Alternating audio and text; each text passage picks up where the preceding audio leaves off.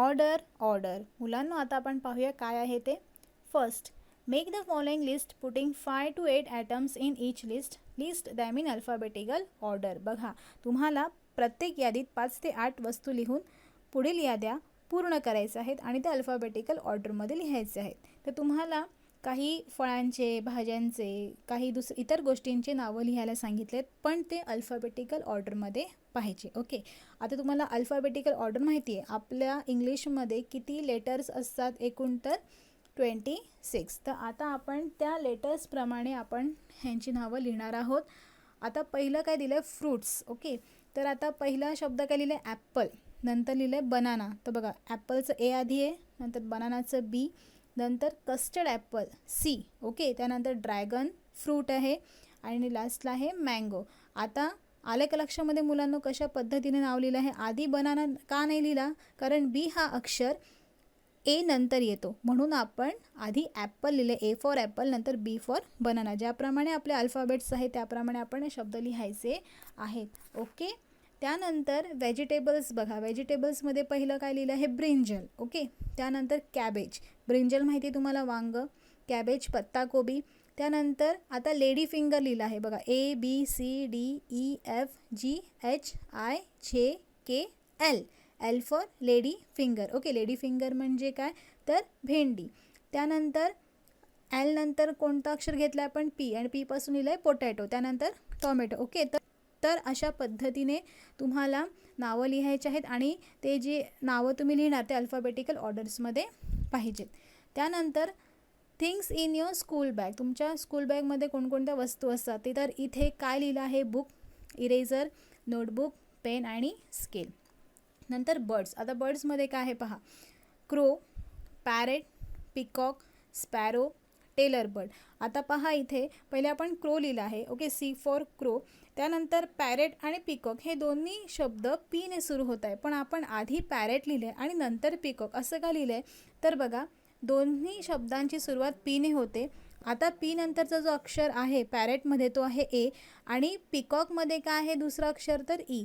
तर आधी ए येतो आणि नंतर ई येतो, म्हणून आधी पॅरेट लिहिले नंतर पिकॉक. ओके, स्पॅरो आणि मग टेलर बर्ड.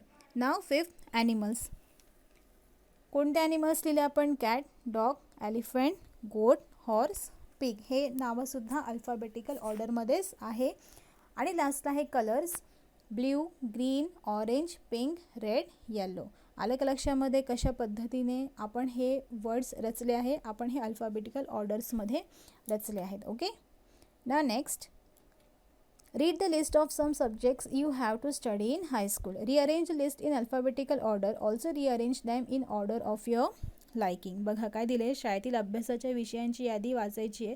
ती यादी तुम्हाला अल्फाबेटिकल ऑर्डरमध्ये लिहायची आहे. ओके, आता बघा, आणि मग शेवटी तुम्हाला ती यादी तुम्हाला जे विषय आवडतात त्याप्रमाणे रचायची आहे. तर आता बघा, इथे 3 कॉलम्स तुम्हाला दिसत आहेत. तुम्हाला इथे 7 विषय दिले आहेत आणि ते नंबर वाईज आणि ते अल्फाबेटिकल ऑर्डरमध्ये अरेंज केलेले नाही आहेत.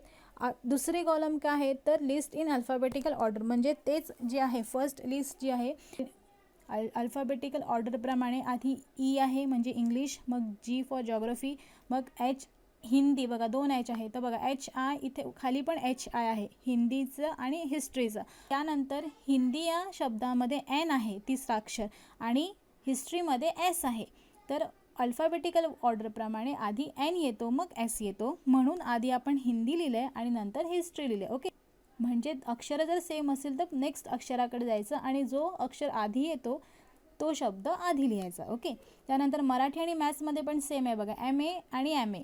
आता मराठीमध्ये तिसरं अक्षर आर आहे आणि मॅथ्समध्ये टी आहे, तर आधी आर येतो मग टी येतो. Okay, RST, right. तर म्हणून आपण आधी मराठी लिहिलं आहे, नंतर आपण मॅथमॅटिक्स लिहिलं आहे, आणि लास्टला आहे सायन्स. ओके, आणि थर्ड कॉलम काय आहे? लिस्ट ॲज पर माय लायकिंग, म्हणजे जे विषय मला आवडतात त्याप्रमाणे मी लिस्ट लिहिली आहे. आता बघा, फर्स्ट 2 कॉलम्स हे तुमचे सेम राहणार आणि थर्ड कॉलम जी आहे, ओके, तिथे मी मला जे विषय आवडतात त्याप्रमाणे ते सब्जेक्ट लिहिले आहेत. इथे तुम्हाला जे विषय आधी आवडतात त्यांची नावं तुम्ही आधी लिहिणार आहेत. आता मी काय लिहिलं आहे की फर्स्ट म्हणजे मॅथ्स आधी आहे, नंतर English, science, Marathi, Hindi, geography, history.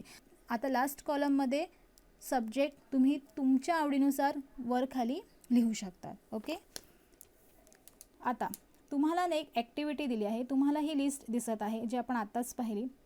आता तुम्हाला या लिस्टमधून जी मधली लिस्ट आहे म्हणजे लिस्ट इन अल्फाबेटिकल ऑर्डर जी आहे ती यूज करून तुम्हाला खाली जे प्रश्न दिले ते सोडवायचे आहेत. आणि मगाशी आपण जे फ्रूट्स व्हेजिटेबल्सची नावं पाहिली ते सुद्धा अल्फाबेटिकल ऑर्डर्समध्ये आपण रचले होते, तर त्यांच्यावरती सुद्धा काही प्रश्न विचारले आहेत. तर आपण बघूया पहिला प्रश्न काय आहे. आणि हे प्रश्न तुम्ही तुमच्या पार्टनरला किंवा कोणालाही इतरांनाही विचारू शकतात. ओके, तर पहिला प्रश्न काय दिला आहे, what comes before Marathi. Okay, before म्हणजे काय, आधी.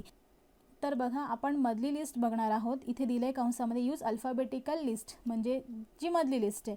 तर मराठीच्या आधी काय येणार आहे, तर आन्सर आहे हिस्ट्री. त्यानंतर आहे व्हॉट कम्स आफ्टर पोटॅटो. आता पोटॅटो नंतर काय आहे, तर आपण बघा व्हेजिटेबल्समध्ये काय लिहिलं होतं, पोटॅटो नंतर काय आहे तर आपलं टॉमॅटो, तर लिहिलं आहे टॉमॅटो. त्यानंतर what comes after history. History नंतर काय येणार आहे, तर हिस्ट्री नंतर आहे मराठी. त्यानंतर which subject do you like best. आता इथे प्रत्येकाचा आन्सर वेगळा असणार आहे. ओके, सगळ्यात आवडता सब्जेक्ट कोणता आहे तुमचा, तर मॅथमॅटिक्स आहे. आता माझ्या लिस्टप्रमाणे माझा आवडता सब्जेक्ट मॅथमॅटिक्स आहे. ओके, थर्ड कॉलममध्ये. आणि which subject do you like list, सगळ्यात विषय जो तुम्हाला जास्त आवडत नाही तर तो आहे हिस्ट्री. ओके, आता प्रत्येकाचा आन्सर हे वेगळं असू शकतं.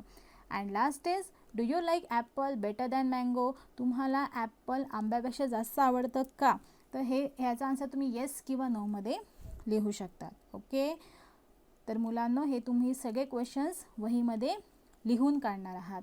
ओके.